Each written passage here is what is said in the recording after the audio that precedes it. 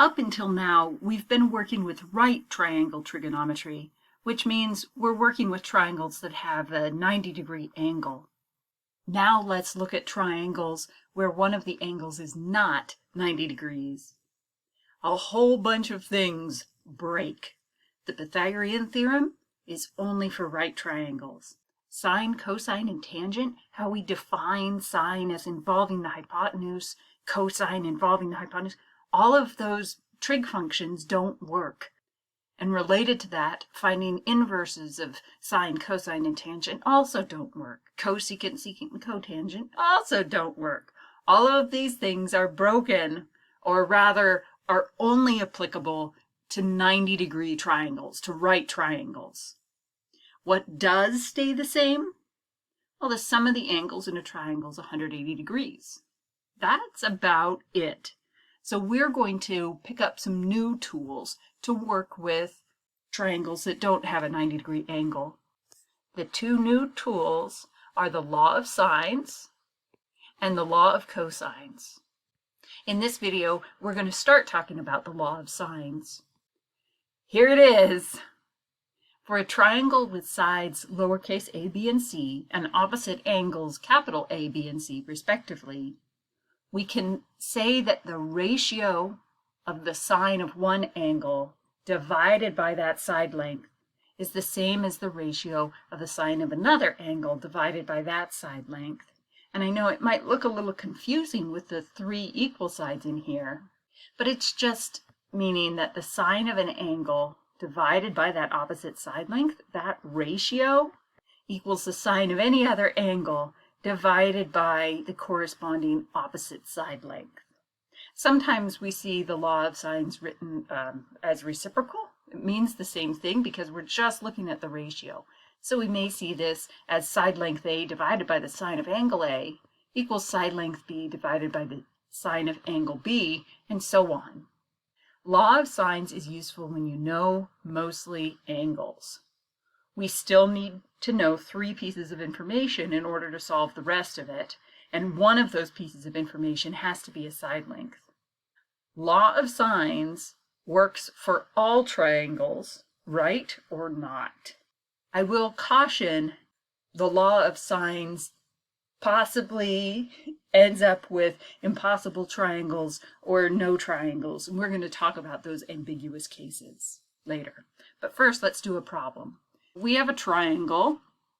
I'm going to call this one angle A, B, C, just to pick some. We know that angle A is 100 degrees, B is 30, and side length B, so that's opposite angle B. Side length B is 6. This is lowercase a, this is lowercase c, and we don't know what angle C is. We want to solve the triangle. So that means we want to find out what angle C is, what side length A is, and what side length C is. Angle C is going to be the easiest because I know that the sum of the angles is 180 degrees, and we're told two of the angles already. So 180 equals 100 plus 30 plus C. Subtract 100 on both sides, subtract 30 on both sides, end up with 50 degrees equals angle C. All right. Now for the side lengths. The only side length I know is side length B is 6. So we have one relationship right here, that the sine of angle 30 degrees divided by 6 can be one part of our ratio. That means the sine of 30 degrees divided by 6 can equal the sine of angle A divided by side length A. We know what angle A is. Angle A is 100. Let me copy that down right down here. Okay, what we can do is cross multiply to solve for side length A. So the sine of 30 degrees times side length A. Welcome back to proportion land. And from here, to solve for A, we can simply divide both sides by the sine of 30 degrees, which I know is 1/2. In my calculator, I'm going to type in 6 times sine of 100, close parentheses, divided by 0.5. And I found that A equals 11.81769. Most of the homework problems will have you round to 2 decimal places, so I'll round this to 11.82.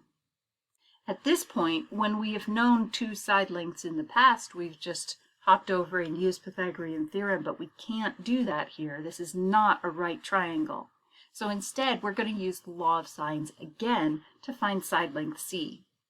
I already know that one ratio is the sine of 30 degrees equals 6. So if we're looking at side length C and angle C, we know that the sine of 30 degrees divided by 6 equals the sine of angle C, which is 50 degrees, divided by side length C, which we don't know. Again, that sine of 30 degrees divided by 6, that came from the angle, sine of angle B, divided by the side length. So the ratio of the sine of the angle to side length. At this point, we can cross multiply. C times the sine of 30 degrees, which I know is just 1/2, equals 6 times the sine of 50 degrees.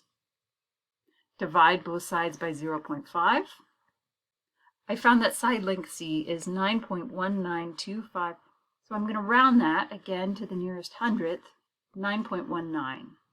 As a kind of rough double check, as we know that the longest side length should be opposite the biggest angle, and the smallest side length should be opposite the smallest angle.